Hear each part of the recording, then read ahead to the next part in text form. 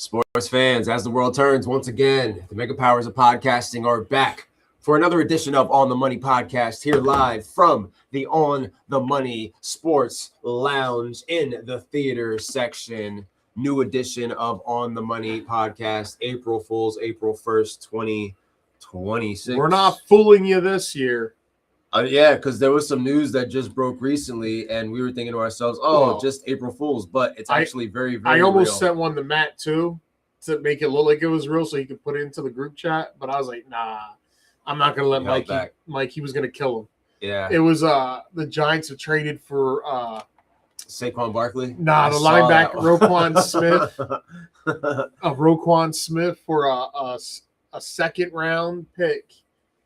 It made it look really realistic. Yeah. And I was going to send it, but I was like, I can't do him dirty like that because I had already told him because he thinking they were getting, he really believed that Devin A. chain post. You got to be careful with Giants news, bro. That's like setting off the detonator around here. We have way too many New York Giants friends. I was like, I'm not doing this to Matt. I'll let it be. You send that in one group chat, all of a sudden the second group chat starts buzzing. And then you have to be careful because of like superhero stuff. People are going to put that stuff out there all day today. And with AI, they can really make the images and all that look almost real. It's worse than spoilers. It is because you get your hypes. Like, once, our DJ will be Iron Man in Secret Wars. No, he's not. A few months ago, I heard that Tom Cruise was going to be a variant of Iron Man. I don't think we know what the hell's going to happen. I don't know. I think the Russo brothers have thrown so many things out there. Yeah. They're just, let them think. Yep. That's what we do, It's just like, with sports news. Here. A lot of fake NFL trades on April Fool's Day. Yeah, the Saquon from the Saquon to the Giants one made me chuckle. I saw that at work today when I was working the lunch shift. Just watching baseball all day, had everything set up. Great day of baseball. Baseball is back, as you know. Phillies ain't pissing me off today. Phillies with a nice rally. That's why they're called the Fightins. Unfortunately, my beloved left before the rally, and I texted and I said to myself, hey, when I texted, I was like, maybe it was a good thing that you guys left because that's when they started actually winning. Maybe that's what they needed. I'd be so mad. She left when Abrams hit the 3-run moonshot to make it 5-1. And after that, they were probably just like, screw this, because I'm sure the fans were. I get it. Yeah, you know what? Like, let's beat this. I pay money and I'm not doing I've sat back and watched my very first time going to Pittsburgh, watching the Steelers play live was in 2012, December 2012. I'm prepared for a cold day. It's like 62 degrees out. It's an unseasonably warm game. And it's a 1:00 game with the San Diego Chargers at the time before they were LA Chargers. And they just come in and whoop our ass, 34-20, I think. And I'm sitting there. It's my first game. And I'm like, what the hell? And I'm ready to leave. But my wife's like, we spent this money. We're just going to have to eat it. Get the most. Yeah. Get the most. More bang for your buck. And that's what I did. We sat there and ate it. I know you were seething. I was. Because I'm like, dude, the Chargers, it's a 1:00 game. They're coming from the West Coast. Normally teams lose that. Then on top of that, it's like 60 degrees out, so it's not even cold. I'm expecting a cold winter day. The day before when I got there, it was like 45. I felt like it was 35. Now, here's another kicker. I go back there a couple of years later to watch them play the Chargers again. Right. It was supposed to be a 1:00 game. They moved it to 8:00 because it's late in the season. Ask me what the weather was for that game. What's the weather? Like 62 degrees. And they beat us.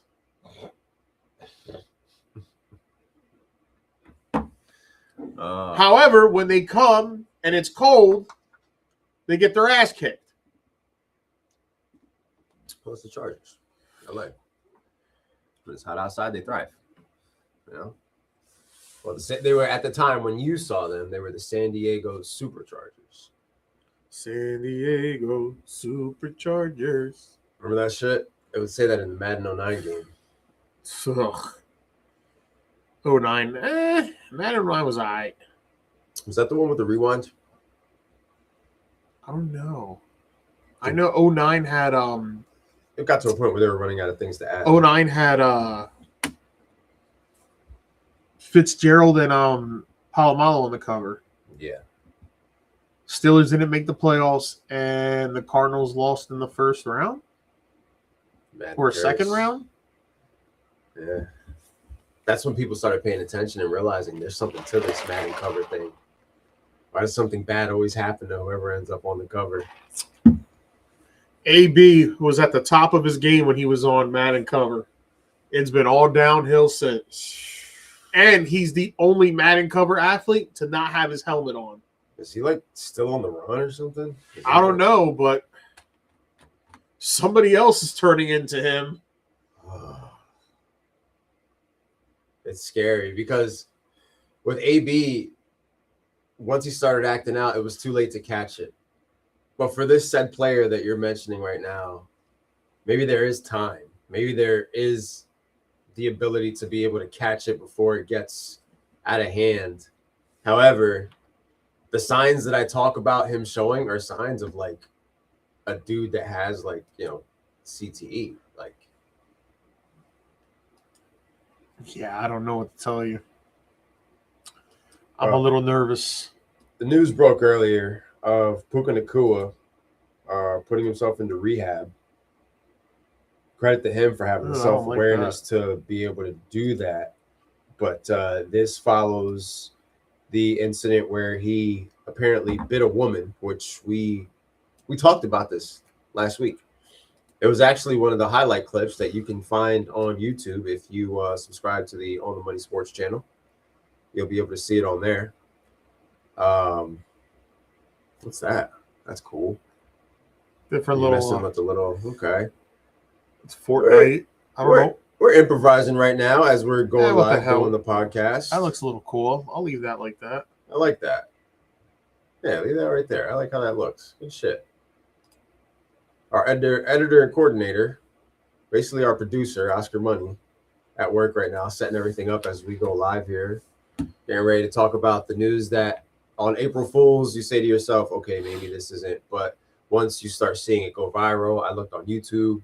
A lot of the YouTube people that I follow are talking about it because, they are heavy influencers in the fantasy world, dynasty world. And, not to be insensitive to his personal problems, but Puka dramatically affects everything when it comes to fantasy, when it comes to dynasty. And also the fact that when we were talking about the AJ Brown sweepstakes, the Rams were probably a top 3 name in that situation where they were looking to see what they could give to be able to attain an AJ Brown. So is that by coincidence? Were you trying to pair him up, or are you waiting for the other, what's it called, foot to fall? The proverbial shoe? Yeah, the other shoe to fall. Is that the way to word it? Drewski. The proverbial shoe. Waiting for the other proverbial shoe to fall with the Puka situation, because it's not just this, it's multiple things. So my fear is this could lead to multiple other things coming out. Like, what's stopping somebody from coming out and saying, oh, like I had an altercation with Puka? Man, these hoes ain't loyal. Oh, man. Just tagging a few people, get them in here, because I want to hear some of their takes about. Chris, what's up? They should have said trade was made today to say April Fools. That would have been crazy. However, Chris, when the image hit about Puka being checked into rehab, I immediately said, April Fools, guys, there's no way. And everybody was like, oh, shit, you're right. Then 2 minutes later, the Sleeper app hits. It says Puka is checking himself in the rehab for Adam Scheffter. So, therefore, once Sleeper confirms it's real. Yeah, once Sleeper confirms it, bro, that's, What is the impact of this? The impact of this I still, he's going to play the season. I'm not worried about that. It's still very early. However, we haven't even gotten to the draft yet. He's due for a contract extension. That's what that is where the impact goes right there. Boom. That when it comes Andrew, what happened to Puka? We covered it last week. This man has gone crazy. He has been saying some things he shouldn't be saying. Chris, and he allegedly went vampire on a chick not too long ago. Yeah, we talked about him biting the girl last week. I don't know if you were I don't know if Drewski was in. If you go to our YouTube page, you can see our 1 minute clip that we break down about it real quick. And we also, I don't remember word for word what it was, but we talked about the ramifications of actions like that, of Puka coming out, and and we talked to Mike about it because we were heckling him a little bit. That's his prince, that's his beloved. So we were heckling him a little bit. We were having the conversation. Prince Ayakea. And now there's more to the conversation in the sense that now he's acknowledging the fact that he does have a problem, and he is signed up for rehab and the beginning of April. We still have the draft coming. We still have spring. I was about to say spring training camp, all that good stuff. So you got your voluntary mini camps, your mandatory mini camps, and in July hits July 15th or July 20th, I think, is your full blown training camp. But you hit it on the nail with mentioning that he's due for a contract where we just saw wide receivers get paid. So the money's there. He got drafted 3 years ago, right? Yeah. This is going to be his 4th year in the league. He came out the same year as Pickens, right? Mm-hmm. Or the year after. Was Puka and Pickens together? So wait, I don't remember. I want to say this is. I'm pretty sure he's due for his contract. So this would be we're going into year 4 for Puka. Uh-huh. So yeah, he would be due then, right? 4th year for them, and then what? 5th year for the QBs. Here we go. This is from Google AI. Puka Nacua is eligible for a contract extension in 2026 with projections suggesting a record-setting deal potentially worth $42.5 to $43 million. Remember, just last week, JSN broke the market at $41 million a year. Yeah. Where Puka has done this, what JSN did last year, Puka has consistently done since he's entered this league. Consistently. Mm-hmm. And unlike JSN, who was a first-round pick, Puka was a sixth-round pick. Antonio Brown was a sixth-round pick. The numerology. That's oh boy. This man's Count Pukula draft. Someone called Sesame Street. Count Puk. Go Phils. Good rally by the Phillies today. So the projected contract that Google AI is doing is 4 years, 172, averaging 43 a year, which would make him the highest paid receiving player in history for the wide receivers. So let's do this. Here's something that just got pushed out by Andrew Siciliano and Charles Robinson, who we both know are on NFL Network, but they had their own talk about it on Yahoo Sports. There's a video transcript of it. Let's see if I can pick through it real quick. We all know the coaching meetings and all that were this past weekend. So McVay was asked about Puka. He went out of his way to say he loves him. He knows he's a good person. I think everyone up and down in the Rams organization will. And I've heard him say the same exact thing. McVay used the phrase today, he knows that he has a good heart, right? He loves the heart and soul of Puka, but also said at the same time that the guys got to do better off the field. They got to represent themselves better, represent the organizations better. So now the question becomes, can the Rams pay this man and not worry about any more of this? I don't know, because you're talking about making him the highest paid wide receiver. You're not just talking about paying him. However, he has the statistics to back it up. He does, and that's all he has to present. He doesn't even have to do anything else. Well, besides stay out of trouble, right? Because that's the only way to definitely. They don't have to extend him, but that means he's going to go into his final year of his rookie contract, making a couple. I wonder what he'll make this year. Nacua. I could find out right now. Contract for the 2026 season. I mean, they got to pay him. Oh. Regardless of what the numbers are, they got to pay him. $5 million. He's only set to get $5.7 million.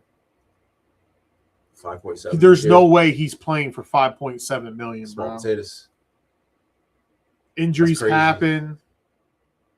And there was stuff. But if he holds out, they'll still own his rights next year. There was stuff coming out about him during the season. What if they could trade him? If they get real froggy. Well, it makes me think back. It makes me think back to when the Rams were looking to trade for AJ Brown. And, are you doing it because you want AJ Brown? Are you doing it because you need an insurance plan in case the other foot falls, the other shoe falls? How we say? All I'm saying,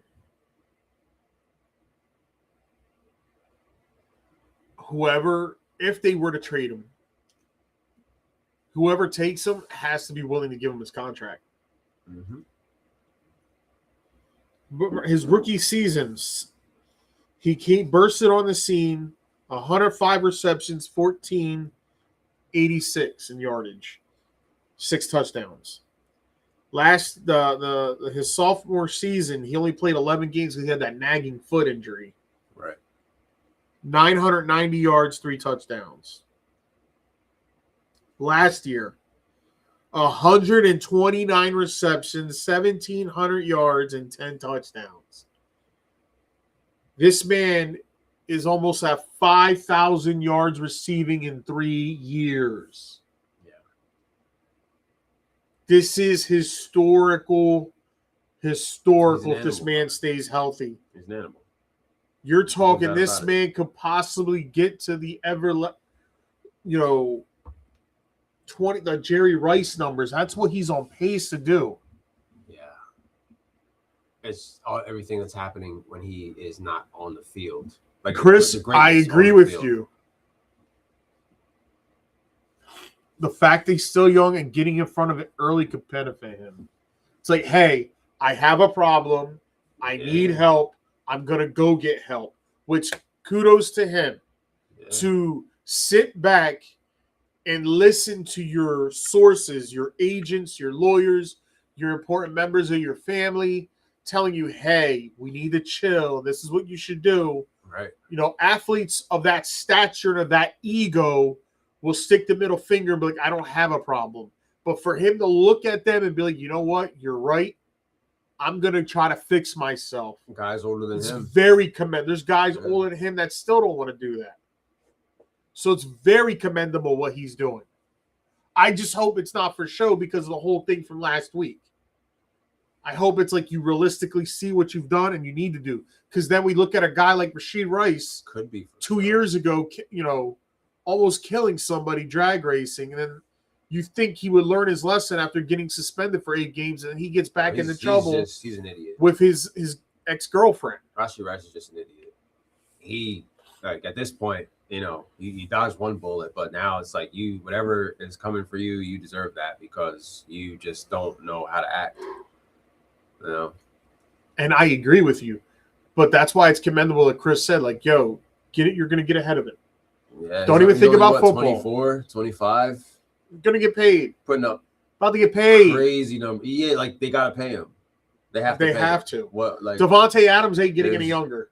They were looking to trade gone. They were looking to trade Devontae. They were looking to see what they could get for Devontae. They were very active in that particular market. And it could be for multiple reasons. Like maybe you feel as though there is they're also trying to maximize what they this is probably going to be it for Matt Stafford, I think. I think this might be it for him. I think this might be his last year. I think he's going to retire. So you're trying to win one more title with Matt Stafford, and you came so close. So close. They have it. They have the team that can make it out of the NFC. Because quite honestly, they should have done it. Special teams is what killed them. Because guess what? Patriot fans, if the Rams were there, the result would have still been the same. The Patriots were never winning that Super Bowl. I mean, we talked about how the NFC was the stronger conference, top to bottom. So you see how close you were. The Rams still on paper are they got a very young defense with a lot of playmakers on defense. Jared Verse is unbelievable. He's not Aaron Donald, but damn, that boy is a dog. He's a dog. Aaron Donald light. Like, he's really, really good in his own right. Offensively, like, they still have Matt Stafford who can sling it. You got everything. You got Kyron Williams. 2 or 3 different tight ends. You got Blake Corum who could spell. Adam said he's probably walking out the door with Stafford. And it might be Devontae's last year too. Yeah, this could be like their last hurrah.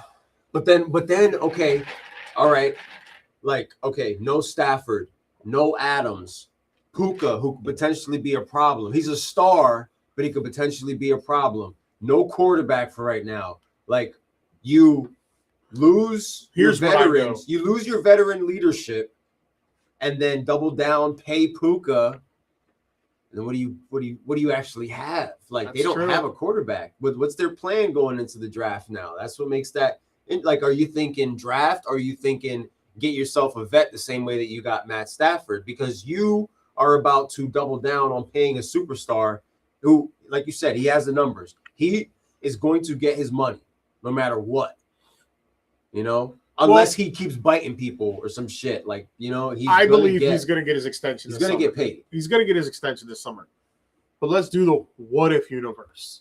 What if they don't give it to him? What if they go into the season without giving it to him and just going to tag him next year? But the Rams have a bad season. They start the year 2-6 before the deadline, 2-7 before the deadline. Stafford gets hurt. Adams is hurt, missing time. They're probably leaving after the year.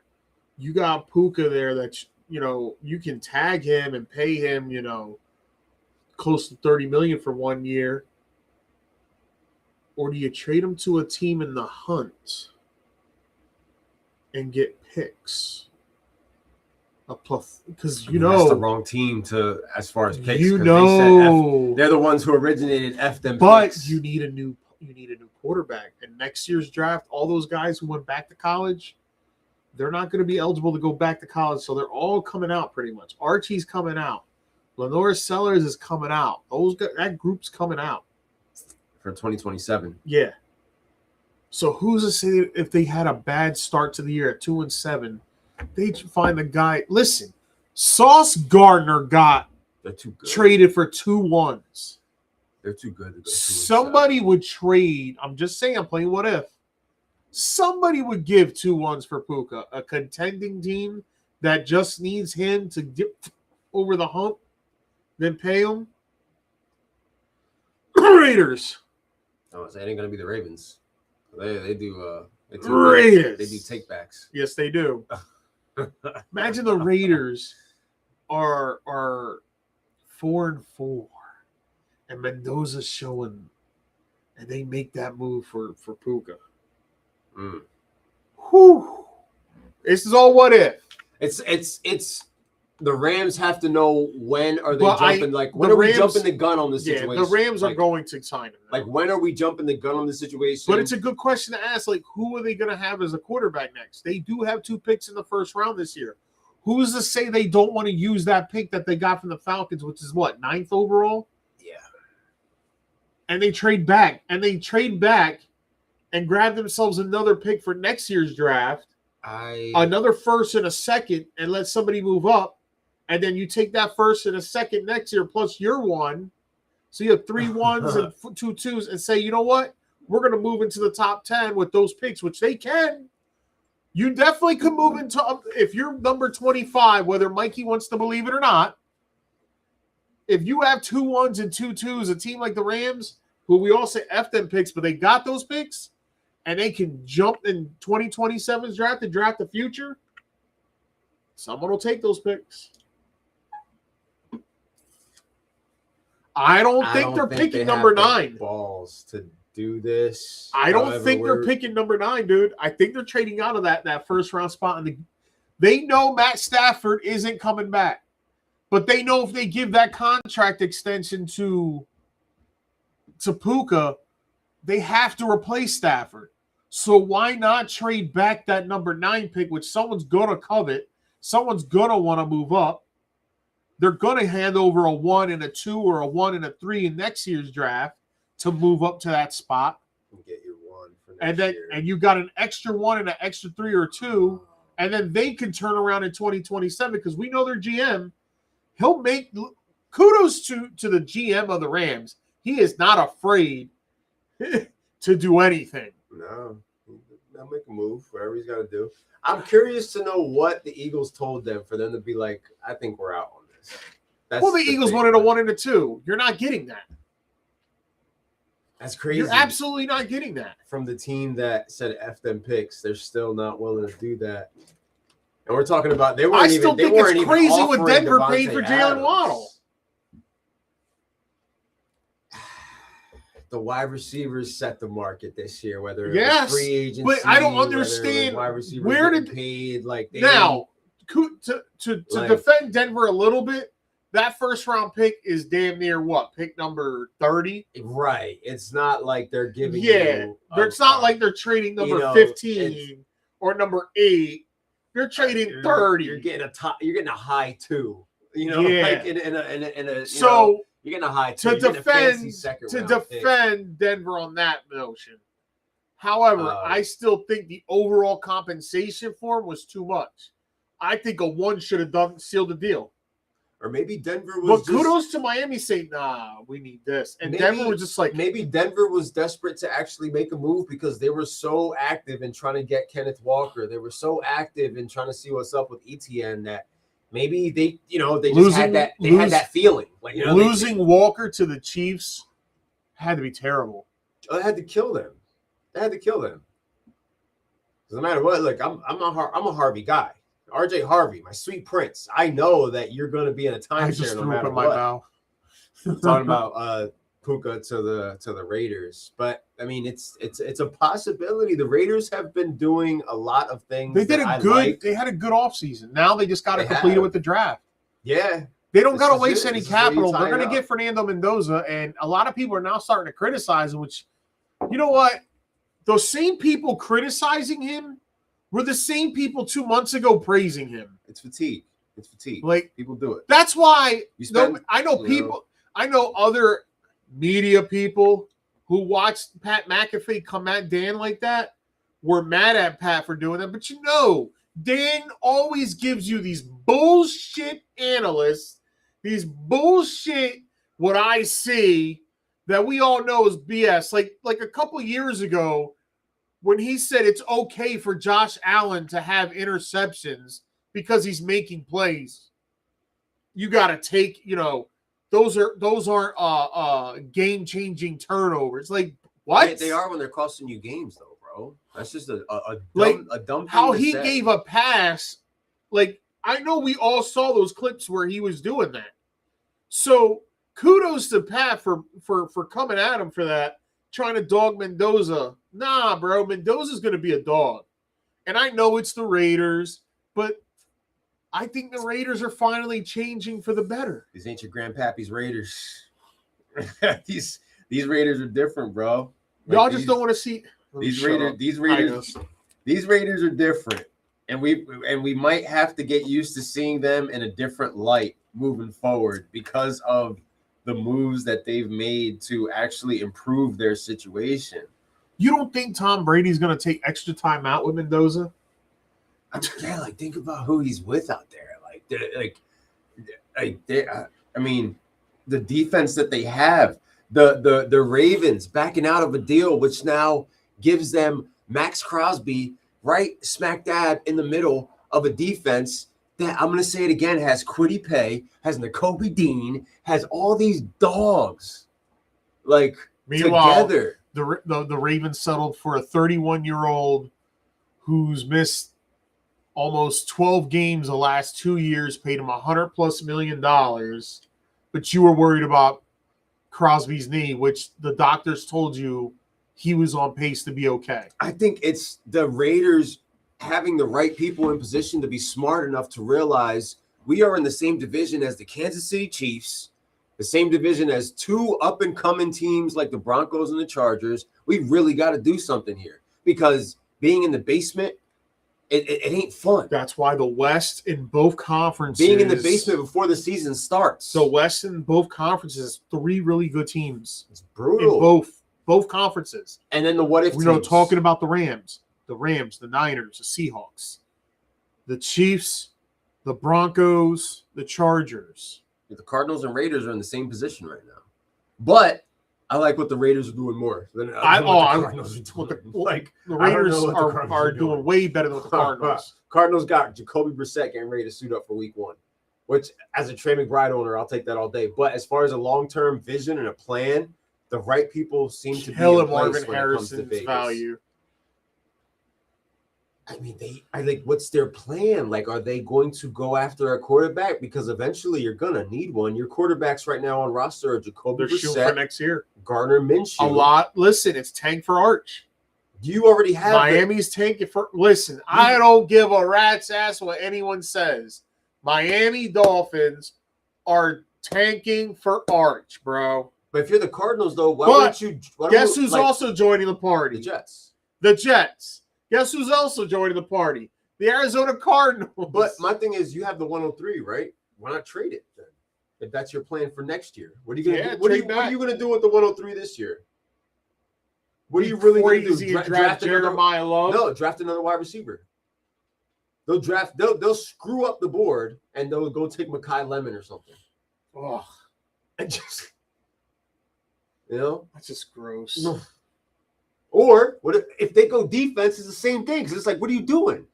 You're gonna get a top. You're gonna get a. Oh, I'll be so mad if they take Ruben right before us. I'll be heated. And that would be the situation where it's like, you know what? Go ahead, take their line. Go ahead, just take the running back, 4th overall. You don't take running backs that high. You don't, which is why he's not my first option. He shouldn't be a second option either. He's not my first option that high up because there's so many other good players. And we have a defensive-minded head coach. So something would have to switch in your entire cerebral unless it's Dable pounding the table for him. We need this guy. Like, you got to give me this guy. We need him. I don't know. I mean, I don't want to start the whole Jeremiah Love debate again. Dable already has the player he's in love with, and his name is Cameron Ward. The guy he wanted. It was Ward first, Dart second in New York. And it's not. He was willing to pick Dart second overall, bro. Yeah, he was. Think about that. Mm-hmm. The Pittsburgh Steelers should have drafted Jackson Dart. Well, you have Will Howard. And Will Howard is in contention. According to Big Mike. You heard Big Mike. Yo, dog. He has a lot of things that I like. I was looking at it. He has a lot of things I like. He has great poise, great arm, and I could coach. He has a lot of starter. You look more like a genius starting the rookie. I don't want Aaron Rodgers back, bro. Where is it? And I know. Where is he? He's somewhere in the cave. Where is he in the mud? He's just, what is he doing right now, bro? What are you doing? That's the profile picture I should have used. Last time I saw him was on the Pat McAfee Today I changed my profile picture to my old ACW when I was 17 years old. But however, we're talking about. I need to look for that one. You know which one where I had the photos? Yeah. The old picture of you. I remember that one. I think it's a picture of you and Crystal where you cut her out and it's just your face. Yeah. Just smiling. Yeah. But I don't want him back. And I don't want to get on that whole boat and destroy this podcast. You got to go into the mud. But a lot was said in these interviews this week with the coach meetings. Like Big Mike was talking about, I can't, I got Rico and I got Jalen, and I'm excited. And then what he said too about Caleb. He came out and talked about Caleb too. He goes, it's a good thing of, as a Catholic, you say your Hail Marys, and then you have a clean slate. And that's what Caleb got. I was like, yo. Don't tell me this guy's going to be the next king of catchphrases in Pittsburgh. I can hear it. The only difference is one's black and one's white. And you're just gonna eat it up, bro. The white Mike Tomlin. You're gonna say your. When I heard him say that, I looked at it and I went like this. Well, if that's the case, why'd you sign Dowdle? Because he likes him. He likes him, and Dowdle is gonna get work in that offense. Like, regardless if anybody likes it or not, Dowdle is going to get work in that offense, in that system. Think about it. They're trying to fit that role. I still think the Steelers go well. I think the Steelers are either going to go left tackle, they're going to draft a lineman, or they're going to draft a receiver. I don't know. I don't know what we're going to do. I don't know what we're going to do, but I know that we are officially 3 weeks away? More than 3 weeks away from. There's 5 Thursdays this month, which means that you have to get your old money mock draft together. Yes, at some point in time. Part 1 2 weeks prior to the draft, or no, a week before the draft. I'll have part 1, and then part 2 I'll do the night before the draft on the podcast. It's too bad we won't have Michael here. Michael started his new job. We won't have him Wednesday nights. It makes us sad. Yeah, it's been a while. But the good thing is Michael's days off are Sundays and Mondays, so it all works out. Yeah, that means he can still be here at the lounge come fall. A little bit of Sunday morning countdown like we were doing last year before the Giants were just terrible. I'm going to blame the sick picks resurgence on the Giants' downfall. They really just ruined everything. Because that first month and a half, we were cruising. I was producing, giving you guys notes. And it all went giving you some comic foil, and then we'll be back. Boom. We will be back. Don't worry. Sunday mornings are going to be booming again. We're going to be going live, talking fantasy, dynasty, DFS lineups, all that good stuff, and just previewing matchups more or less like we were doing this season. And speaking of NFL, no more Monday night doubleheaders. Thank you, Jesus. Really? They're done with that? Yes. However,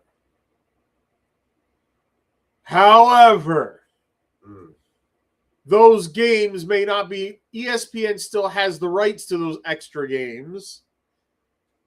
So Thanksgiving Eve is a possibility.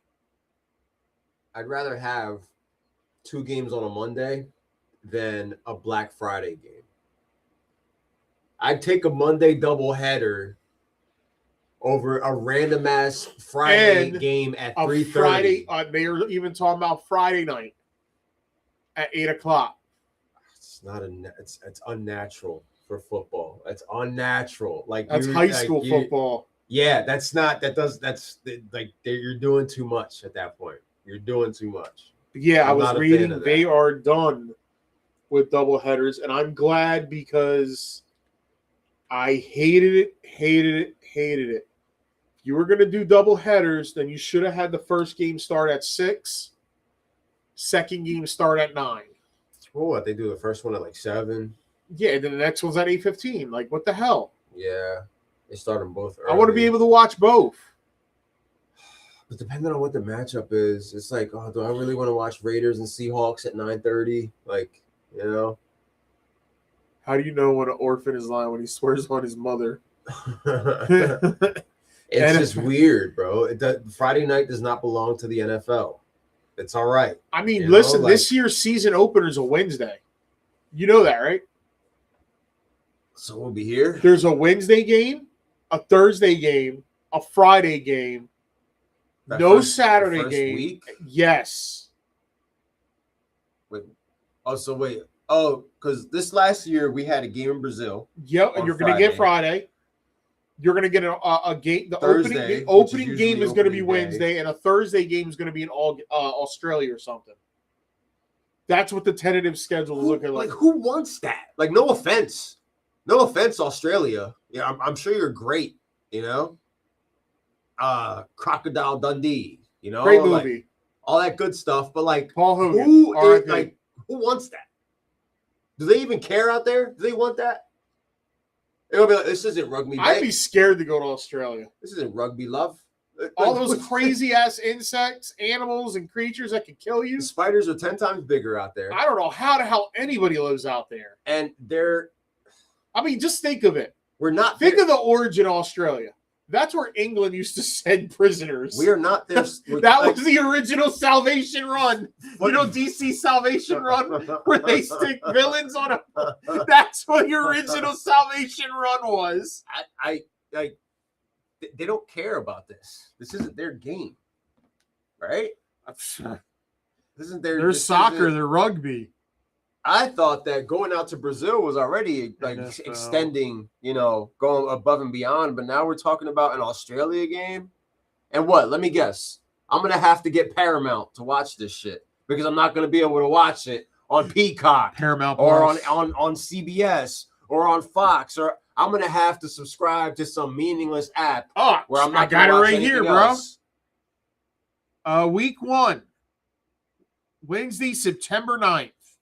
Kickoff, Seattle versus to be determined. That'll probably get announced on draft day.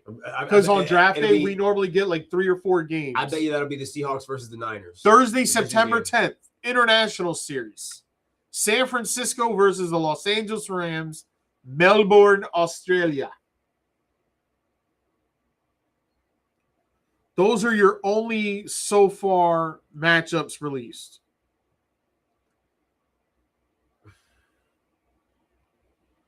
On Paramount. Well, no, that looks like it's going to be regular. YouTube. Oof. Yeah. Oof is right. That's just... What did Triple H do that one year? Oof. Too much, bro. Like, regardless of where you're playing, it's just unnatural. They're doing too much. It's unnatural. So you got a game Wednesday.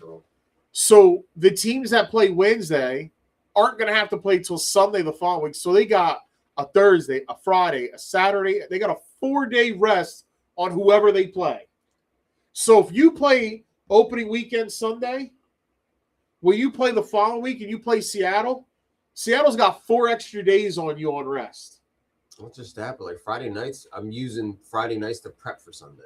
Like, you're killing me right now with this. Like, you're just...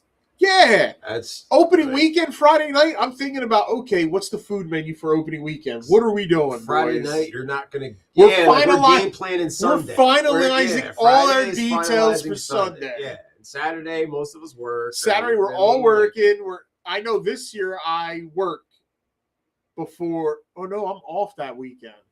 Like you're screwing up the flow of things by doing this. Because Labor Day is late this year. Because the first day of September, I think, is Tuesday. So you miss Labor Day by 1 day. Our draft so is pushed back. The draft ain't gonna be until like September. Like the it's weird. I might do it. I want to do the draft on a Saturday night, but I know a lot of you guys. It's gonna be hard. Listen, I can make it as long as I know the date. I really do. That way, that Sunday, I can just sit back and just. Yeah. Roster bait, look back on your accomplishments.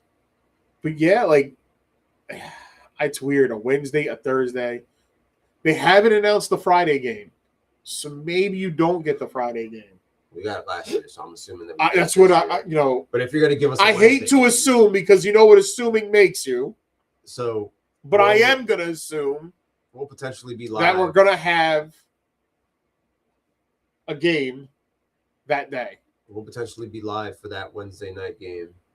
Yeah, it'll be right behind us until they take us down because of copyright. What I think will end up being the Seahawks versus what I think we'll do, I'll rotate the setup so the monitor faces the Connect 4 on the wall. Yeah. And that way we have the game in front of us so we can look at the game that way. So it's just going to be... So Facebook doesn't take us down. Because remember that one time during the NBA playoffs where we had like 800 views just going? And it was because people were listening to us and watching the game in the background. First Sunday. Yeah, and that's another thing. It waters down the Sunday slate. I didn't even get to that yet. But, as an avid fantasy player, as an avid bettor of sports, it waters down, bro. We gotta put your Sunday slate. We gotta put. So you mean to tell me you're gonna give me a Wednesday night game And at 4 o'clock on Sunday, I'm getting 2 games. We got to put 2 games. We got to look at our lineups 3 days in a row, Wednesday, Thursday, Friday for football.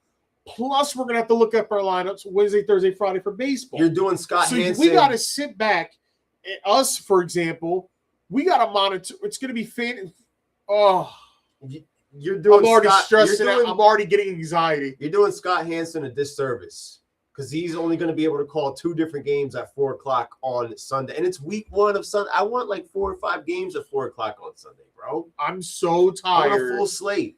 So tired of 3 games or 2 games on a Sunday afternoon. And one of them is always shitty. They're always terrible. One of them is always a shitty game. Like, please, can I have at least 4 to choose from? Give me a banger. Every week. Give me a banger. There's no reason to have 10 1 o'clock games. I don't mind the 1 o'clock slate. I don't Not mind 10. 7. Give me 7 to 8, and then give me 4 to 5. Cool. Yeah, balance it out. Damn it. Balance it out. And I can go into Sunday night, knowing more or less like what's going on based on what happened on my Sunday. But it doesn't matter because you're watering it down anyway by having games on Wednesday and Thursday and Friday on Paramount Plus. What's crazy is, too, we're sitting here watching football, but then we're going on our phones looking at baseball, too, because we got fantasy implications. We need to see that's what we were doing this year. It's going, they're gonna intertwine. Once we get close to the fantasy baseball playoffs, football will be back. So Sunday, I remember semifinal weekend. I was just praying for a miracle. No, we're gonna be doing it all. We're gonna be covering all of it. It's all gonna be happening at one time. Baseball, I don't mind every day. Baseball's supposed to be. Thank you, Chris. Not football. Thank you. 1 p.m. games. Yeah. 3, 4 p.m. games suck. 6 1 p.m. games. And then give me like 4. At least I hope 4. the Steelers only have like 2 primetime games this 4. year. I hope they have a bunch of 1 o'clock games. I hope that they have. I'm getting old. I hope they have day games too because I don't like when you guys are on primetime. It's just not what I'm getting I want. old, man. Now, Will Howard could throw a variable into that equation. I don't know. But if it's Aaron Rodgers coming back, I do not want y'all. You know what? I'm going to put a bold prediction right here. It's April 1st. This isn't an April Fool's thing. If Aaron Rodgers comes back, I don't think he's going to play all 17 games. I don't think he's going to play more than 12 games. And I'm not saying that it's going to be because he struggled. I think he was kept relatively healthy last year. And I can't see that happening 2 years in a row. Well, you're talking about 42. So that's why I say I hope Howard is ready. Because then you have the dilemma if Howard comes in and lights it up, what do you do then? We don't know what you guys I don't think Howard's the answer. I don't. You guys aren't going to be. However, you're stuck where you are. The Steelers are stuck drafting 19th and 20th, and you're not going to get any of those quarterbacks. I do think the offense is going to play better this year because Mike McCarthy does call good offenses. That everywhere he's been, he's had good offenses. So I'm okay with that. You've got your wide receiver 2 now. You got your boy, your beloved Pittman. Now we got to get Concepcion, bro. Pittman in Pittsburgh. It's got to be Concepcion. Concepcion. That's what we need. I was thinking maybe he falls to the 2nd round. And if he does, he's going to be a high 2nd round pick. He'd be picked in the first 5 to 6 picks. If we don't go wide receiver in the 1st round, we should if he's there, I think I'm crazy. I say trade up with one of all those 3 third rounders. Move up, bro. Go get yourself Lemon or hire somebody. Like get one of those dogs. I feel like I don't want them to because then everybody's draft Boston, bro. Boston is the same mold as Metcalf, and he's the same mold as you need a different. Crazy in that? Nah, like I'm talking about body build. Like Boston's body build is just like them. Like, nah, we need a 6'6" guy that can burn. Mackay, even though he butchered his interviews. Maybe he just doesn't want to get picked by those shitty teams. Maybe, yeah. I think you're going to start seeing certain players do stuff on purpose. There's ways around it. I'm gonna act like I'm crazy. Yeah. So that I don't then you go talk to the other team like, hey, how you doing? You just this is what I'm thinking. Yeah, you bomb your interview. And then there's like sit back, blow away the other interview. Like, gosh, I don't know. You get hired at the spot you really wanted to go to. You still have the other interview lined up. You didn't cancel it, but when you show up, you fart. You know, you just like Step Brothers. Ruin it. Yeah. You shut up. Did you have peanut butter and onion? Oh man. Do we still have the job? No. Yeah, Concepcion. I would not mind him being a Tennessee Titan. Step Brothers is a great movie. It is. I'm so thankful that Will Ferrell didn't let the object of money convince him to make a sequel. Like, leave well enough alone. Yeah, we didn't need a second one. The first one stands if you love it, just go back and watch it again. And you know what? For all you D'Angelo wasn't that bad in The Office. It was different. That's all. It wasn't that bad. His 4 or 5 episodes were decent. You know, Robert California was definitely better than he was throwing it at his face. I forgot about that. It's a freaking Evanescence, bro. Robert California in The Office was amazing, and I don't care what anyone says. Yeah. No, there's nobody on this planet that can look me in the eye and tell me that Robert California was not a good character in The Office. I'm sorry. There's nobody on this planet that can change my mind. How you feeling about the road to WrestleMania?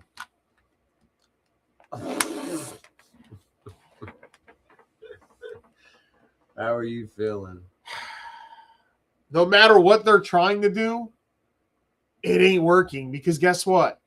Everybody it's backfiring on them again. So they're not selling tickets, bro. They're not. You know what? They called John Cena up to be the host of WrestleMania this year to get tickets sold.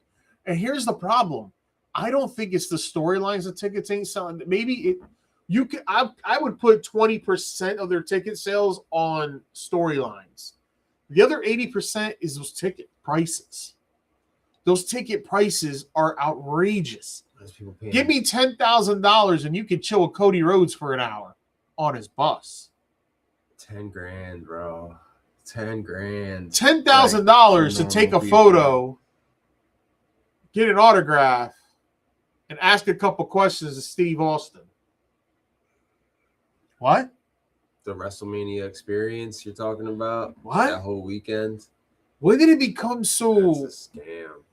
Y'all can say all you want about Vince McMahon, but he would have never done that to any wrestling fan. It would have been a little costly. It would have been about like $300-400.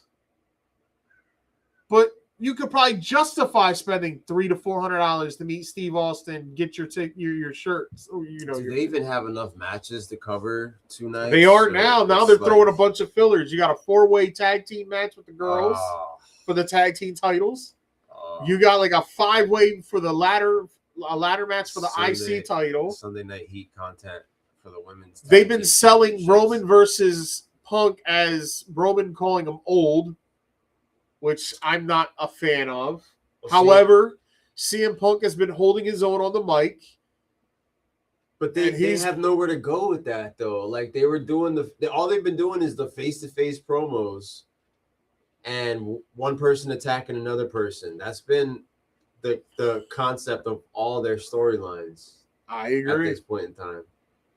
The face-to-faces, the cutting the edgy promo, the shoot. And that's how they've been. And then Roman may not even be. I don't think he's going to be on this next show. So he's going to be on the Go Home show. And that's the last time. And then you got another match thrown together because Braun Breaker got hurt. So he can't face Seth Rollins. So now it's Seth versus Gunther. Just thrown together because Gunther. For what? What are you fighting him for? I saw that. He started choking him out of nowhere. Why? Like, why? Why did you target him? Are you a Paul Heyman guy? Yeah, is that where we're going? You went from retiring the Obafemi Brock Lesnar things got me a little. They've been booking that nice. I'll give them that. I mean, Brock came to wrestling this past week in his wrestling gear. I haven't seen Brock in wrestling gear on a regular show other than a PLE, except like back in Here Comes the Pain era. Probably the most interesting thing besides the Randy Orton going heel. Randy Orton going heel, and he's still getting cheered. I watched this man nobody wants Cody bludgeon Rhodes, Cody bro. and got cheered. I watched this man RKO Jelly Roll this past Friday and got cheered. It's more interesting than Cody Rhodes as a face. It's nobody wants that. I just think that fiery baby face. They're booking him wrong, bro. And here's the problem, bro. Like, you're booking them wrong. You're starting to give those other guys reason to believe, like, hey, what's going on here? That's opening that door for that Samoan monster, that, the Samoan Hollywood actor to come in and take over. That Vince Russo has been saying for years now. You got Fatu and McIntyre, which that should be good. Like, which should be for a title. Yeah, it should be for the world title. It should be a fatal Cody four-way. Cody versus Randy never needed to be for the world title. It should be a fatal four-way. McIntyre should have been wrestling Fatu for the world title, and this unsanctioned, like, this would have been great. He should be walking in as a champion. But, whatever. You're going to get Finn versus Dom, which is cool. That's got some life to it. Liv versus Vaquer. I'm not even a big Vaquer, and I'm probably going to get killed by the internet wrestling crowd. Well, I think the only reason people like her is that stupid shit she does with her ass. They're imagining her where she grabs them and starts punting. It's like having your fake crush, that's their girlfriend in their mind. Yeah. That's their internet girlfriend. So, she has to go over. She can't lose, whatever. Like, AJ, I was told AJ Lee was full time, and I've hardly seen her. Oh, who's she defending that belt? I'm pretty sure they're putting her on the card. They put Jade Cargill in a stable because she's not good on the mic. Which is crazy because she wasn't bad on the mic in AEW. Or maybe they just... But in AEW, they would let them curse a little. And they also let people put syringes in people's freaking face. So you can you can save money and go to AEW, but you're going to have to explain to your kids. I might get back into wrestling, bro. Well, sounds like bro. him and JCW. Yeah, it sounds like him and Tony Khan might be working together soon. The way they were talking all buddy about each other. You gotta watch him and the Coach and Bro show. It's great content. Everything they say, bro, has some merit. I don't care what anybody says. Everything they say about behind the scenes has some merit. And it's great because they know what it's like to work with Vince McMahon. Like, they dealt with him. Like he says all the time, Vince would have never priced wrestling fans out of this. He's gonna pay $9,500 for this shit. The worst version of you guys. You think I'm gonna pay for this? We all wanted to go to Mania a couple of years ago in Philly. I'd pay to go back to the Attitude Era. When we seen the prices of those tickets, we were all like, "Yeah, we're good. We'll watch it at home." It was crazy. And it turned out to be a good show because I knew a lot of people who went. The people got lucky that went night one. They got to see The Rock wrestle. Yeah. I don't know. I feel like I don't know when he's coming back. He's done. Yeah. That whole thing was just kaput, bro. Flatline. It's talk about leaving you with blue balls. When we sang their teenagers praises. waiting. We sang their praises on this podcast when they turned Cena and just the what ifs and what's gonna happen, and they just that was terrible. It was so bad they turned them face by SummerSlam just because Cody said I wanted the old Cena. Cody wants, Cody gets. You know what I want? I want less Cody. Can you do that for me? And then again, talking about his dad on Monday. Ugh. Here we go. Ugh. There we go. Your dad is Dusty. Joe, did you see the promo? Which is it's a credit to his father. It's how great his father was. The fact that you can make an entire career, bro. Like I'm sorry, bro. Goldust is a better character than you, bro. Like as far as layers and as far as psychology, what is it? Kids love him though. He's their Hulk Hogan. He's their John Cena. It's really not because people were going to pay to see Hulk Hogan. Nobody's coming to pay to see Cody Rhodes like that. Yeah. On top of the fact that you're overcharging people, and they're booing him. They're not coming to see him.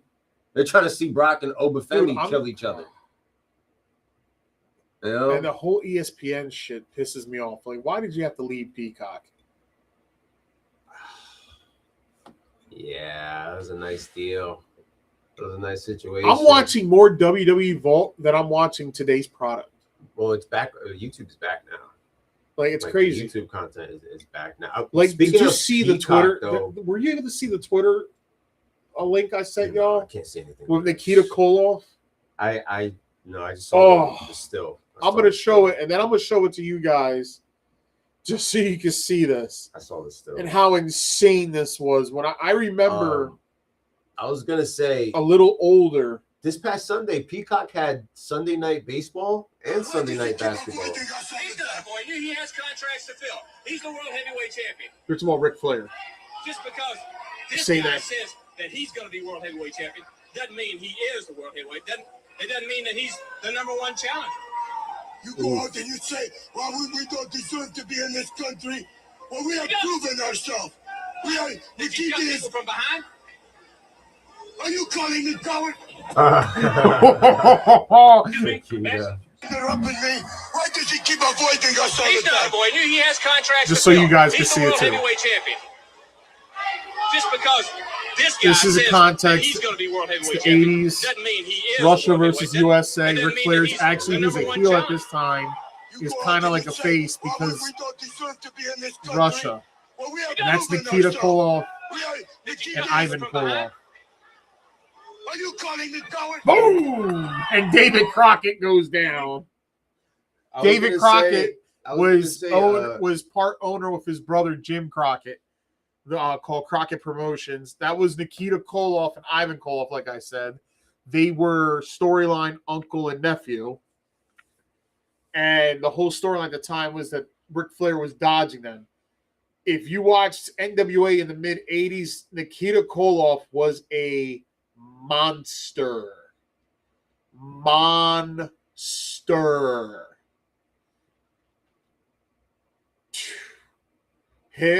He was the longest running U.S. champion up until Lex Luger got it, and then Luger had that belt for almost 2.5 years, I think, the U.S. title. Matter of fact, Luger beat Nikita Koloff for that U.S. title when J.J. Dillon threw a chair inside the cage match and used it on a Koloff. So you mentioned Peacock earlier, and this Sunday I noticed something with them. Like NBC has Sunday Night Football, and now they had the NBC Showtime pregame show for NBA, which they had, I think, the Knicks and the Thunder, which they were showcasing. And then they were also showcasing on Peacock the Sunday Night Baseball. And it had the same look and feel of like the Sunday Night Football emblem and all that stuff. So they kind of monopolized Sunday Night sports. And they still have the contract with the WWE for Saturday night's main event. Which I didn't know that. So it's like they lost this whole thing with being the vault for WWE, but they also gained a lot of There's still a bunch of Saturday night's main events. I think all of them are still on Peacock because of the fact that they still have Saturday night's main event. But they are a lot is leaving. But I saw it because I had the baseball game pulled up on my phone. I think it's Peacock. April 13th is a Shawn Michaels documentary. I had the baseball pulled up on my phone, and then I had on TV basketball, and I'm thinking about it. I was like, oh shit, like they have all three major sports right now, which is great running on Sunday. Because it's great too for people like older people I work with who don't have cable or that, who still, with these flat screens in your internet, you can still find ways to get your local channels in, and they can still watch their games. Yeah. You know, a lot of older people don't want to spend the money on cable, and they'll find, because they still sell antennas for HD TVs where you can get all your local channels and a couple more extra. And so that I know a lot of them are using it, and that's how they watch their sports. It's not worth the money they're charging people, man. At the end of the day, like, it's not worth the amount of money. No, it's not. That's why right now all I have streaming wise is Disney and Hulu bundle, Peacock, and Crystal pay. I pay those three. Crystal pays Netflix and Prime. We have YouTube Yeah, TV. I don't bust out until August. Yeah, But this year, I might not bust that bitch out until September. those are all matter the of ones fact. we have. And those are the main ones that I go to. Like, because, you know, and there's no other reason for me to log into Amazon Like, Prime I besides Thursday Night honestly, Football. I'd rather pay $20 a month to YouTube regular, like premium, just so I could watch all those wrestling that they're uploading like crazy, commercial free. Like, they just uploaded a 93 event, I think it was, where it's Hogan and Beefcake versus the Beverly Brothers. Shawn Michaels and Flair versus HBO Max has baseball this year. Michaels and Flair versus Razor and Brett. They're unloading some good quality house shows that we never got to see, and you're getting to watch it. The commentary might not be the greatest. It's still good stuff, though. Yeah. It's like, it brings back. It's definitely Like, not I got good to com- listen it's- to- You're not getting JR or anything. This is how but old school. I watched this event from '90. It was real good too. The whole show. Lord Alfred Hayes and Gorilla Monsoon doing commentating. My wired gorilla. Look at the athleticism on that I young remember man. For a lot of you guys, we're going back into the early '90s. There was a lot of Lord Alfred Hayes. They had a lot of announcing teams back then that were different too. Yeah, Like, it was you had different Gorilla combos. Monsoon, Lord Alfred Hayes, Gorilla Monsoon, Jesse Ventura, Vince McMahon, Gorilla Monsoon, Bobby Heenan, and this what? Listen though, guys, these commentating pairs were rotating on all the shows at that point. Not like how now it's Michael Cole, Corey Graves, or Michael Cole, Pat McAfee. The other show is Tessitore and Wade Barrett. Like, there was multitudes of commentate. Like, you didn't every week could be a different commentator. Gorilla and Heenan were magic. Oh, absolutely. That was just. When you think of Saturday night's main event, you think of Vince McMahon and Jesse Ventura. I dropped my Peacock. I got still have a lot Peacock of stuff because on there I had that I like. Peacock no ads Yeah. because Crystal laughs because I got annoyed one night. It was like one of the days I was down here cleaning up, and I put WrestleMania 6 on, and they're going through commercials. I'm like, this is bullshit. That's what I kept saying. She's like, what's the problem?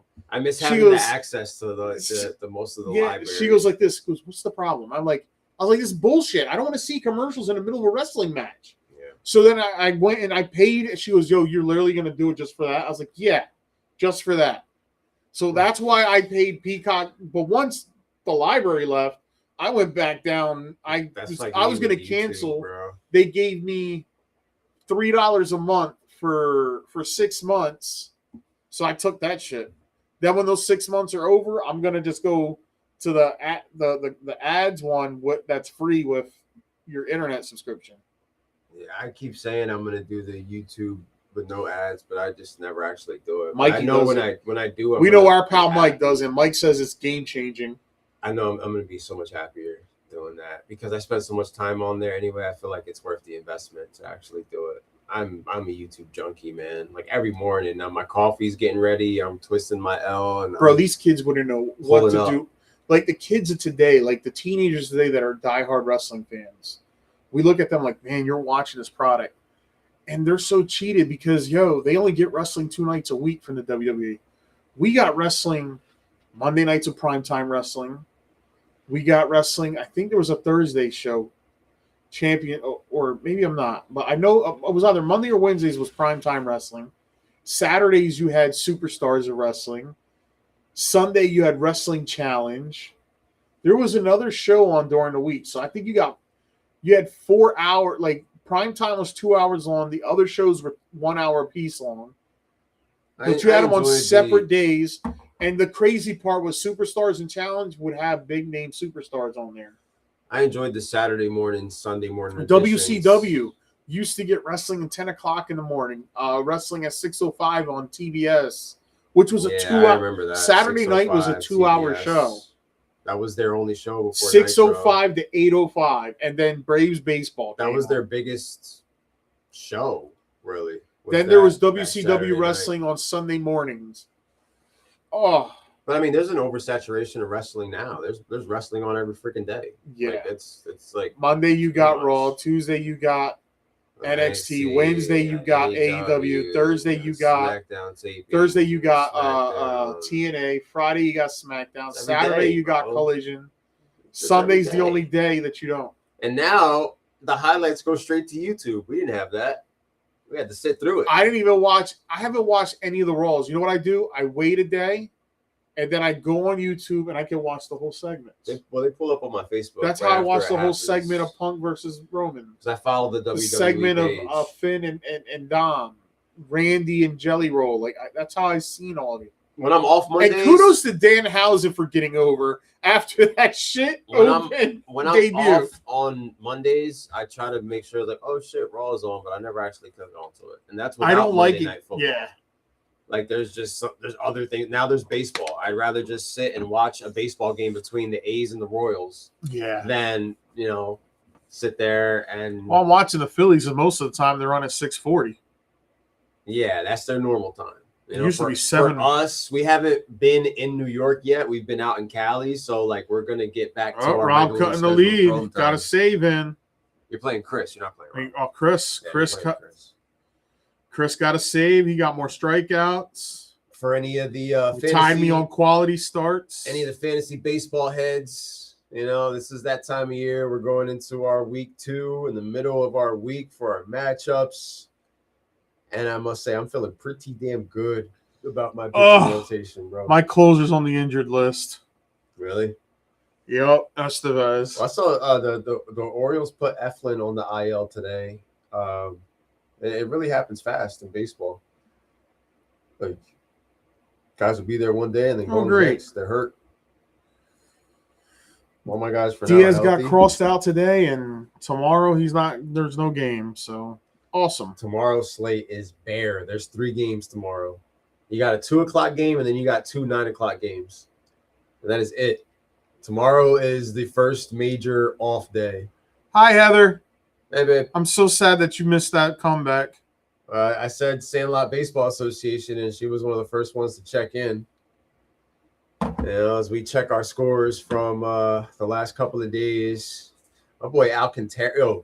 Marlins aren't too shabby. Alcantara went 9 innings today.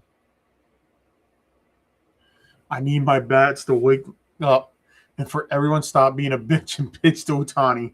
He's getting the Bond stream in the second series of the season.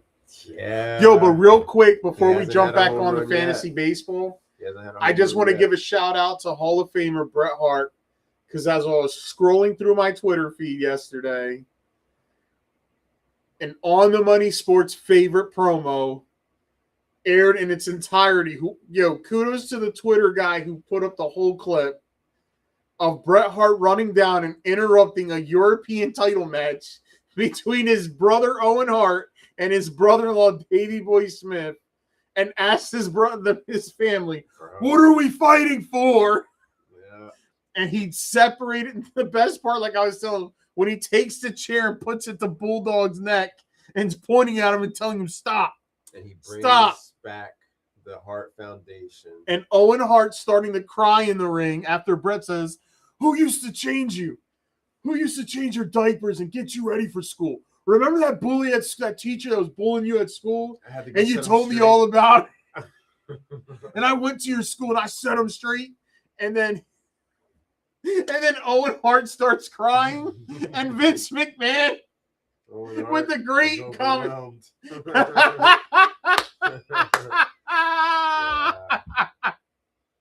That moment, we talk about the night after WrestleMania. That may be one of the most pivotal night after WrestleMania.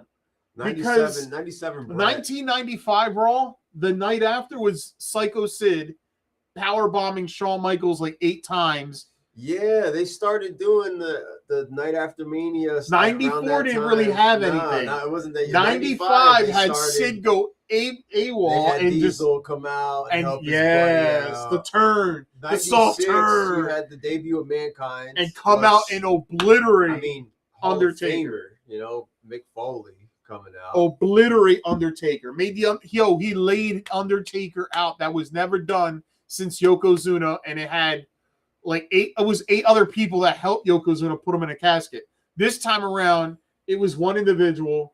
It was Mick Foley, a.k.a. Mankind, the night after WrestleMania. Then in 97, you get Bret Hart telling American wrestling fans from coast to coast to kiss my ass. Yeah. And then a segment later, interrupting his brother and his brother-in-law, ending that feud because you seen that feud was going on because they were jealous of each other, but he cut it. And the best part was, and while he's hugging both of them, he's staring at Vince. Cold, yeah. Cold look, bro. And just looking at Vince McMahon. Bring it back together. So I like that stable. I mean, I like that.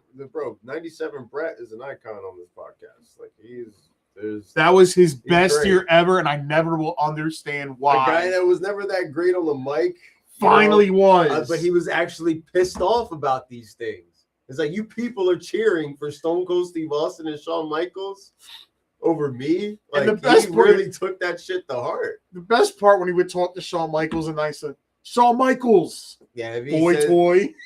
If he says your full name, he hates you.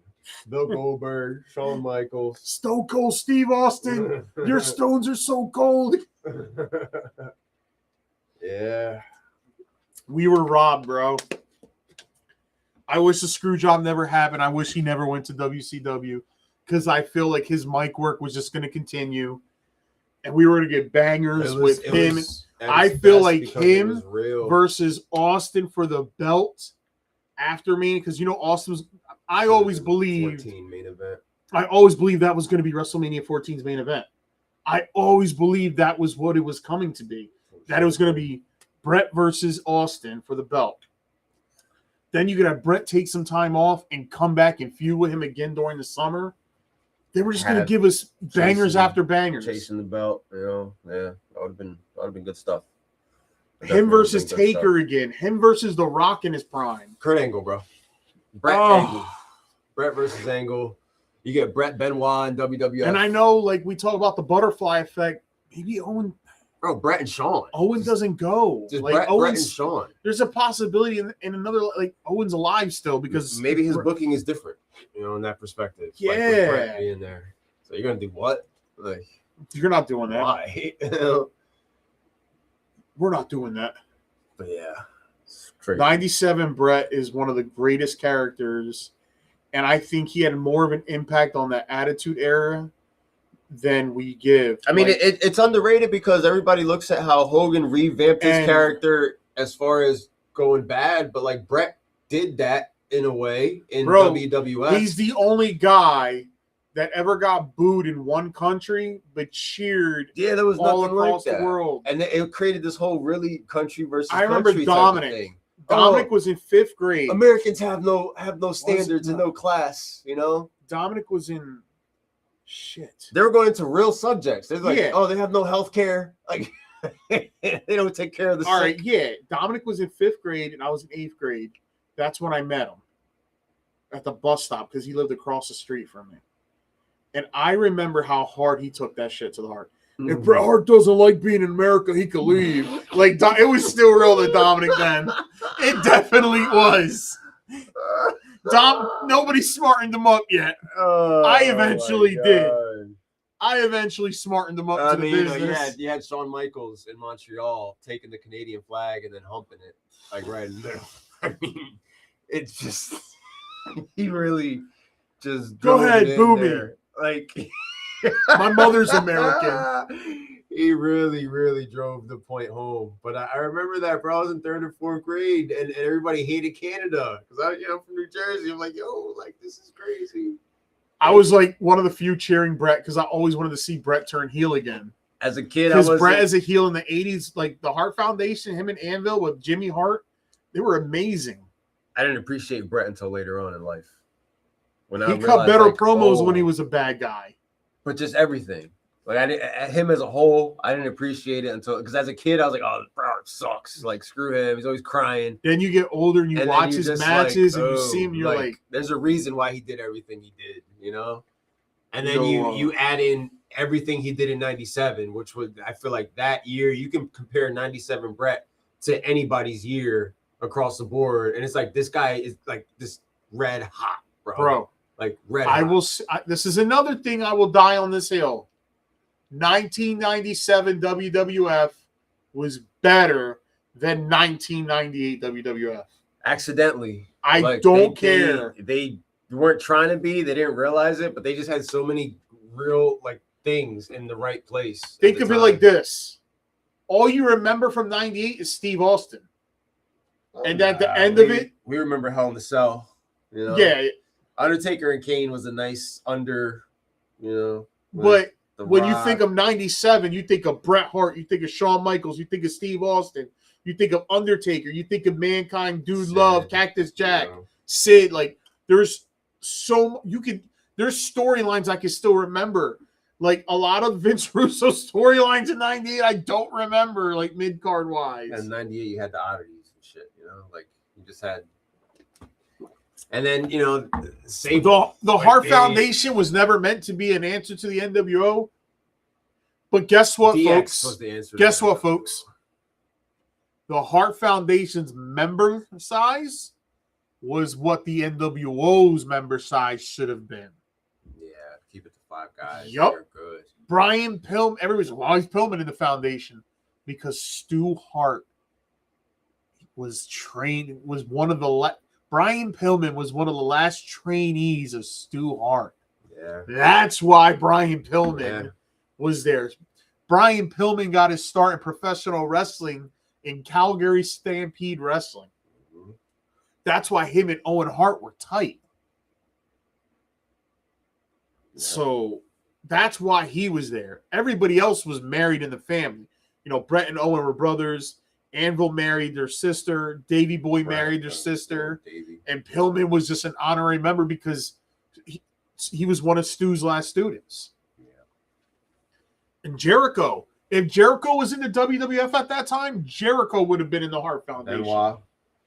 Those guys were trained by Stu. They would have been in there. Everybody who was in the dungeon. Everybody, would have been a part of that. Maybe they don't bring Anvil back. Maybe if they had a guy like Jericho there. Yeah. I doubt it though, because Anvil and Bret, I remember when Anvil finally came back, I was like, it's about time because I knew it was coming. It was one of those things that I knew was coming. Well, he was there in like 94 and then he left. Which he screwed Owen. Because it was never supposed to be the Smoking Guns winning the belts in that tournament or whoever it was. It was who? It was Bob Holly and 1-2-3 Kid, right? Oh God! It was supposed to be. They were going to hold the titles, and they lost them in the very next. Yeah, it was supposed to be. It was supposed to be Owen and Anvil, the new foundation. Yeah. But Anvil did his stupid shit like he usually does, and that's why Bret was a little pissed at him. Like, yo, my little brother's about to get his break, and Bret talks about that being part of the reason why they finally split as a tag team because he got tired of babysitting. Because Anvil, he was his genetic. He was already yearning to be a singles guy. He was his genetic. But here's the crazy part: the only reason they lost the tag team. Here's what's fate. It's WrestleMania season, so this is why we're talking wrestling.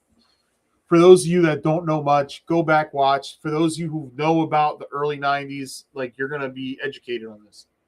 The only reason the Hart Foundation lost their titles to the Nasty Boys at WrestleMania 7 was because Anvil tried to put his notice in and leave.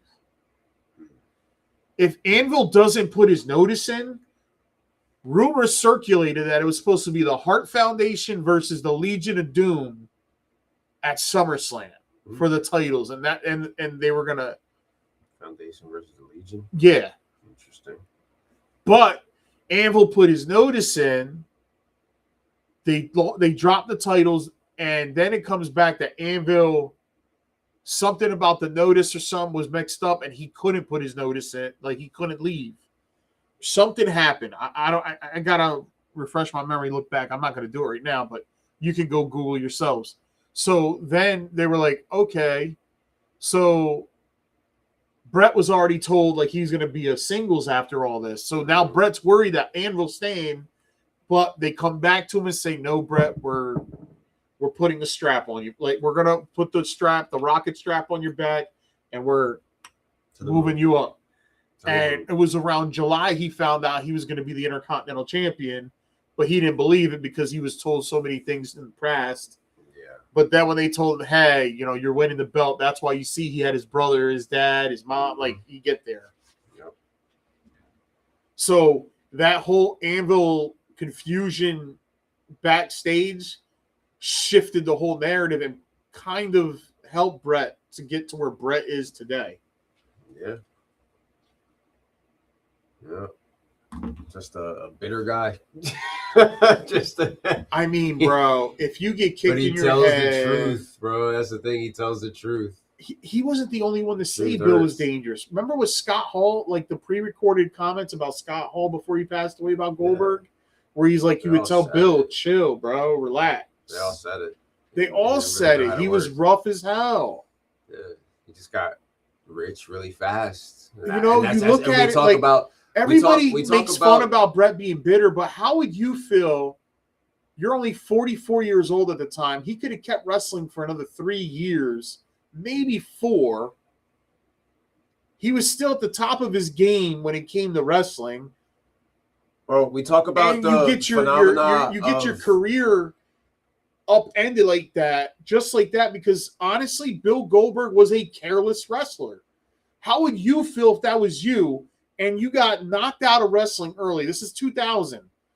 I don't care what beef they had. When that contract ended, when WCW did full, like all the events played out, you're telling me Bret Hart healthy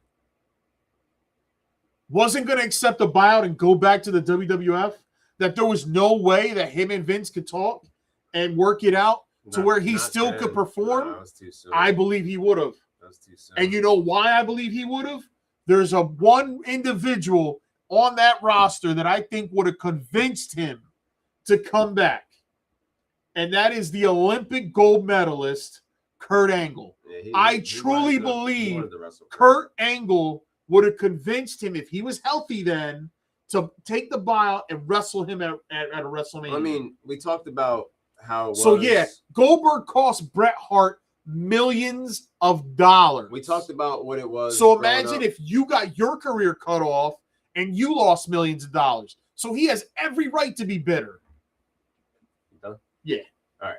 So we talked about what it was like growing up for Bret Hart 97 and the Hart Foundation, but I also remember growing up for the Goldberg phenomenon, and it happened very, very fast. And in that period of time, they were adding matches to.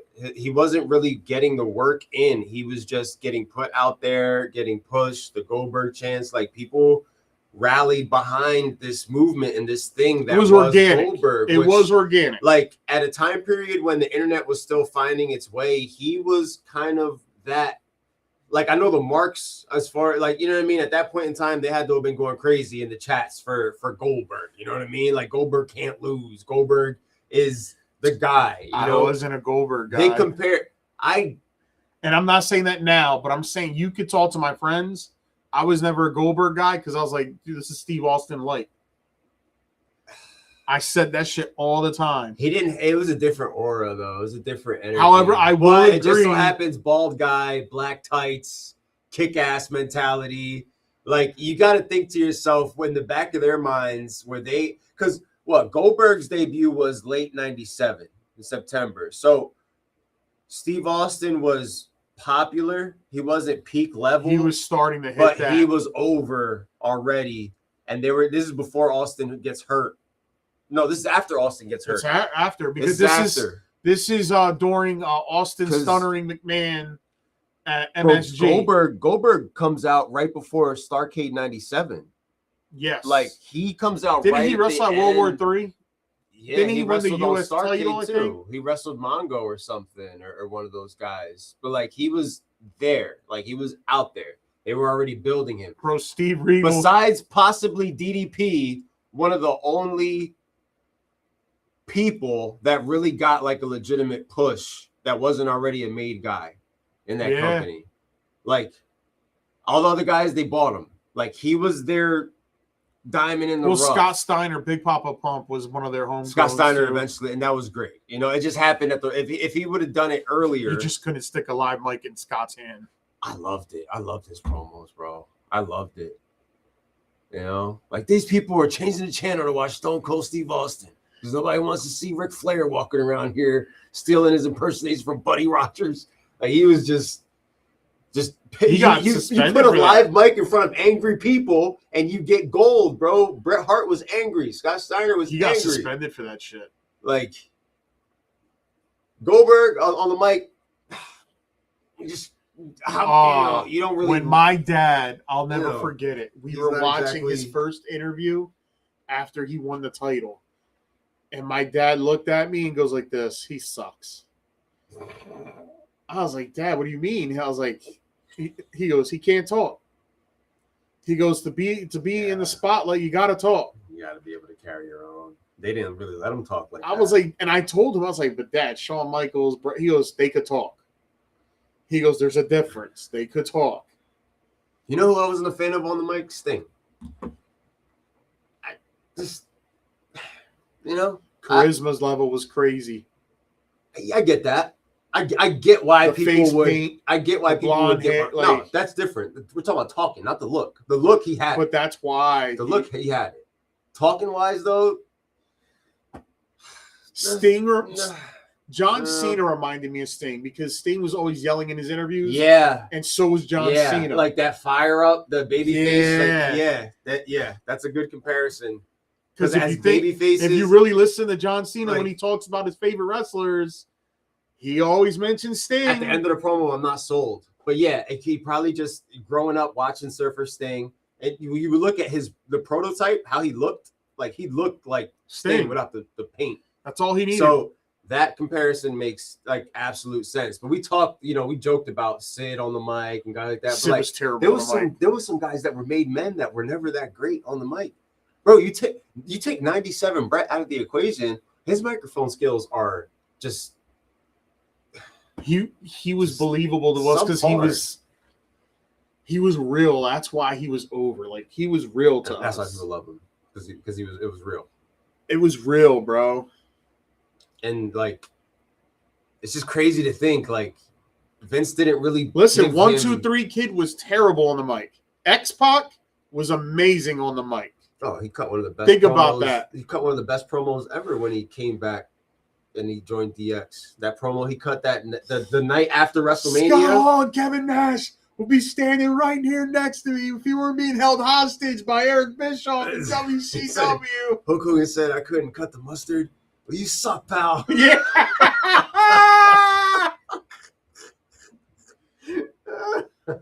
Yo, remember when his music hits and he walks out and JR was like, "Oh."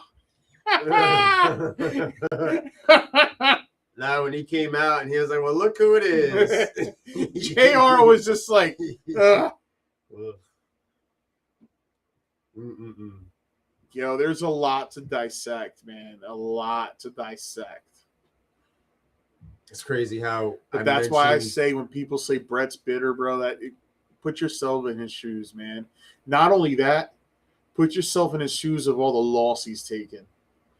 Yeah, his brother's gone. His brother-in-laws are gone.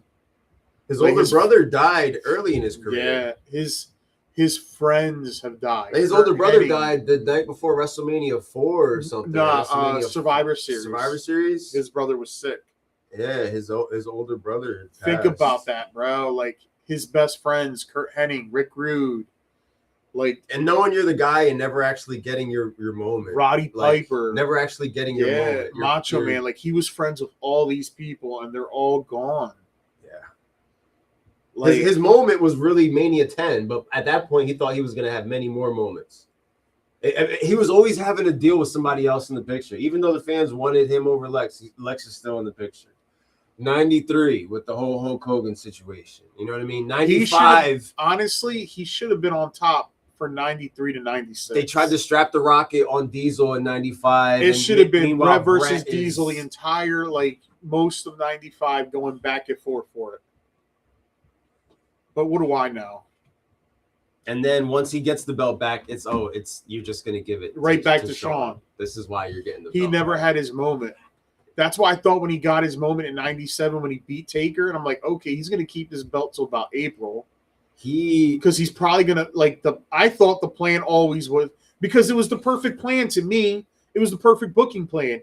Austin gets the belt off of Bret Hart, his most hated rival, and the person that he lost to prior, where he passed out. He beat him. Where he passed out in the ring. But Bret beat him at Survivor Series, too. So yeah. Bret has that so to me, I felt like, yo, this is it. Like, this is all the makings to it. Yeah. And it didn't occur that way. I think with him, it was the same thing that happened with Vader. And what they should have done was had Shawn Michaels versus Triple H at WrestleMania. What happened with Vader, which is similar to Bret, is the fact that Vader had to deal with the top politicians in the game. Both. Around the same exact time. Back to back. You had to deal with Hulk Hogan. You had to deal with Shawn Michaels. You go back and watch Vader in WWF, he was nowhere near as good as he was in WCW.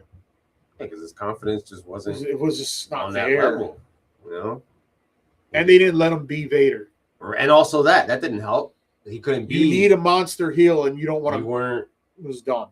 You weren't letting him be who he was supposed to be able to be taken seriously. You cut that storyline in half. You put Sid in that picture. Sid got over, which Vader would have been able to get over under the same circumstances. Oh, Vader would have been cheered out of his ass at Madison Square Garden beating Shawn Michaels. Which at that point also equates to more money. People were tired of Shawn because the only people that were sad were little kids and women. He just wasn't for the male populace of fans. You know, we appreciated him more in his comeback than we did then.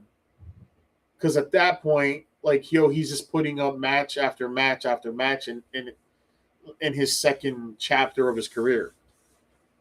Yeah, he had a whole second run with some great matches. That super kick with him on Shelton Benjamin just constantly gets replayed. That's why I say, it sucks that Bret's injury, the injury occurred, because I really, truly feel Bret could have wrestled till about when he had to retire. I think he was 42 or 43.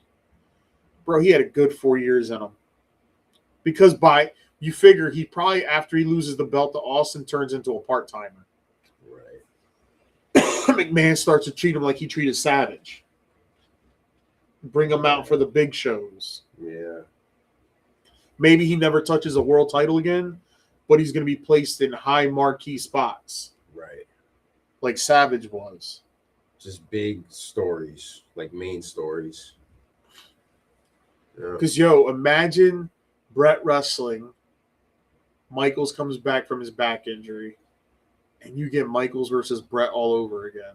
Well, yeah, we should have got more matches out of that. The fact that this feud is so historically built, and you barely really got any work between these two guys, as far as Bret would have been matches. 44. He just 45, 45, 46 at that time. He'd have still been able to put up a banger with Shawn in 2003. 2004. Bret Angle would have been my go-to as far as Bret versus The Rock once The Rock became The Rock. That would have been nice. Or when the whole NWO returns and who's gonna stop us? Who's gonna help Austin? Who's gonna help Rock? And people would have lost their minds. Yeah. Hulk Hogan.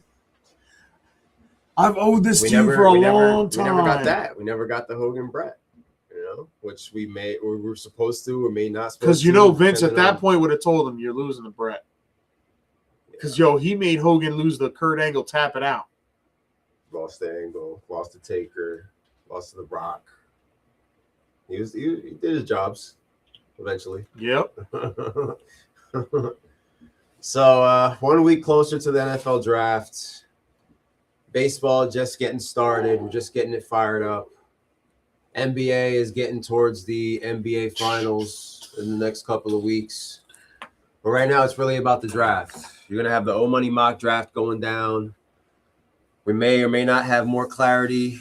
A lot of this, somebody is going to throw a wrench into the plans on draft night. Somebody's going to trade back. Somebody's going to trade up.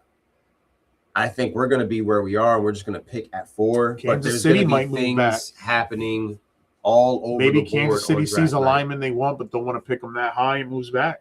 And when it does happen, who's going to reach and pick Ty Simpson in the first round?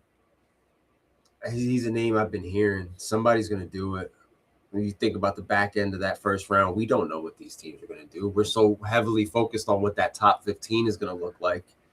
That the whole second half of the first round is. And don't forget, I forgot to mention this earlier, coming out of the meeting, somebody from another state, not even New England or Philly, was coming out. I think it was a sports reporter in Florida, saying he definitely feels like AJ is going to be a Patriot when it's all said and done. Yeah, that's starting to buzz again and starting to circulate. So it's only a matter of time before that deal ends up getting finalized.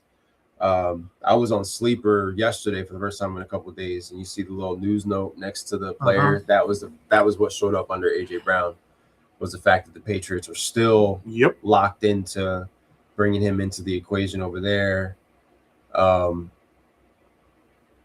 it's crazy when you look at, you got the Patriots, right? Then you got the Bills and the 2 other teams that are vying for Manning in that division. Like the AFC East right now is just kind of all over the map with it, where it's a 2-team race, 2 teams that could represent the AFC in the Patriots did represent the AFC in the Super Bowl. The Bills are still trying to figure that out. And then the other 2 are on the complete opposite side of the spectrum, tanking for, the next Manning. And there's also the variable of the Manning family and the part they play in it, and would they allow said Arch to go and be a New York Football Jet? And will Aaron Glenn be there? That's another interesting thing. Because he got the grace period this past year because of the fact that they have all these picks. It was your first year. You have a lot to figure out. But now, here we go. Year 2, Geno Smith as your potential starter. They are also a team that are linked to Ty Simpson, is the Jets. Yes. So, they could pick them in the later. Remember, they got the Colts pick. And what if he pans out for them? Life after Geno is coming a lot quicker than we think it is, because there's only so much more Geno can give. So what if we get a healthy dose of Ty Simpson, a mass sample size, dare I say, of Ty Simpson, and you come to realize, oh shit, we don't suck, but do we still want Manning? Do we try to go is Simpson gonna be what if Geno wins more games for them than they expect? He won't. Geno's what if Ty comes in, like you say, and they draft him with that Colts pick? What if Ty comes in and 6 games in, Geno gets benched, Geno like gets Tyler hurt, Shuck. And then Ty Simpson comes in mid-October. Looks like Tyler Shuck. And all of a sudden Garrett Wilson and everything is just firing, They start the year 1-4. They finish the season. Geno right now is taking them where they want as far as a pick. He takes them 5-7 the rest of your top Ty Simpson. But those 7 losses out of 7, 4 of them are just one play went this way. Or he's not the guy, but he screws them out of a top 5 pick by winning just enough games. The Saints did it with Shuck, and look what happened. They got a lot of faith in him. And also, Manning decides to stay in school another year. Which is possible because he could go back for a senior year. And Because so this is his junior year. So he still has a year of eligibility left. So you lost for what? But a lot of these guys come out as juniors. Not a lot of them stay as seniors. But those are all answers that will be said for the next couple of weeks. Like we said, it's the second to last Thursday of the month. We got 4 Thursdays to go. We got to get through this 2026 class, which has a lot of So hidden gems in next it. week's going to be another podcast full of variety like today was next week. But then the following week is going to be the first part of my mock. And then the second week will be it'll be the second half. And then the next day is the draft. As well as any updates that we need to present and put out there. I may have to on change something from what my is part going one on. because something could have happened during the week of the draft. Yeah. So I hope everybody tonight had a good night watching us. Thank you for the feedback from everybody who joined us. As always, if you like the podcast, subscribe and share it. We're on YouTube. We're on Facebook. And just get a part of get a part of this. Rep your squad. Rep your squad and go back and watch some of these clips that we talk about. It's worth it. And you'll have a deeper understanding of what we're talking about when we're live. There's not much. It's funny because we talked about WrestleMania season, but we spent more time talking about like great memories of the past than what's actually happening now. But that's really what it's become at this point in time. Says a lot. We'll have more to talk about when it comes to baseball as the season unfolds. And let's go, Phils. Get it together. We're on the road to the NFL draft from Pittsburgh, man. It's going down. Until we see you guys again, be safe and enjoy yourselves. Have a good Easter.